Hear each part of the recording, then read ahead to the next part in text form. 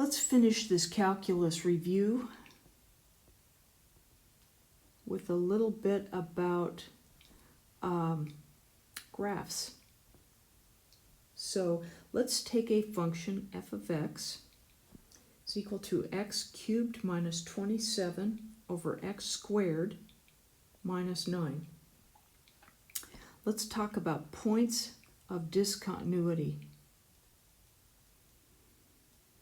Discontinuity is when it's not defined. So if we set this equal to 0, we can find those. It would be at plus or minus 3, because x squared equals 9 gives you plus or minus 3. So those are points of discontinuity.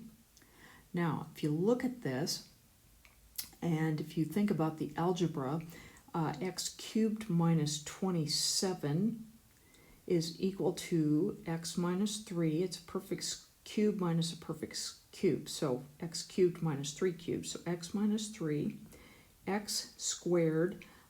This times this, change the sign. So plus 3x.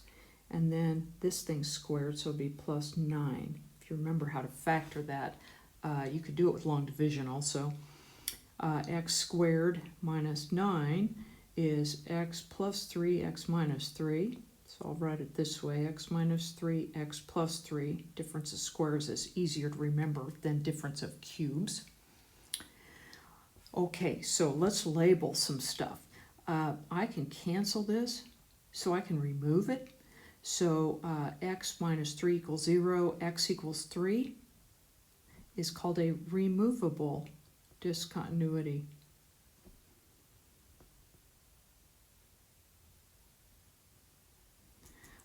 Graphically, it shows up as a whole in the graph. Now, you may or may not see that on your calculator. It is not a vertical asymptote if you're graphing.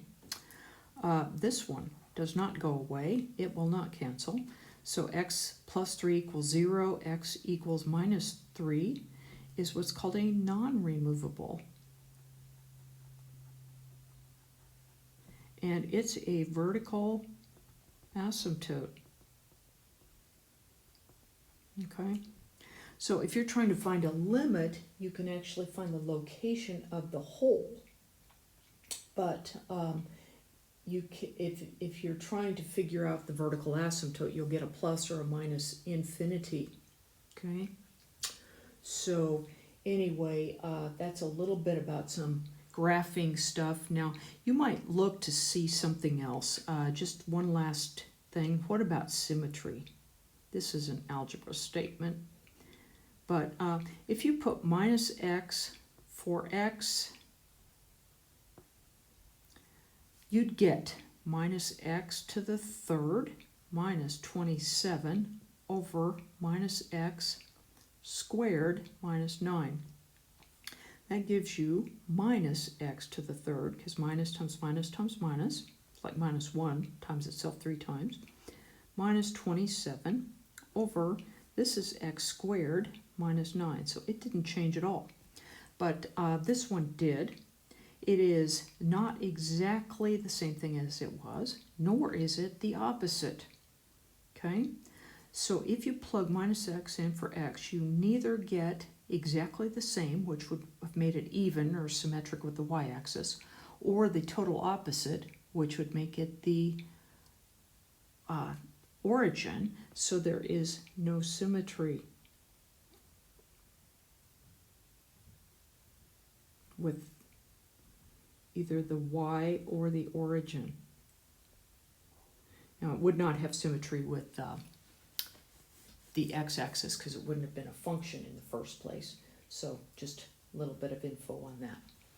Okay, that's the whole deal. And there are obviously a lot more parts of calculus that you can study. A lot more problems from like old tests or things like that. But that's kind of an overall review touching some of the highlights. Big deals here. You've got to know limits. And not everything works with L'Hopital's rule. You have got to know derivatives, power, product, quotient, chain rules, implicit differentiation. Okay, notation and such. You've got to know derivatives. And you've got to know integration. Now, we haven't done a lot of integration, but integrals, including substitution. Okay, so reverse power rule, substitution, some things that you kind of know. Those are probably the big three.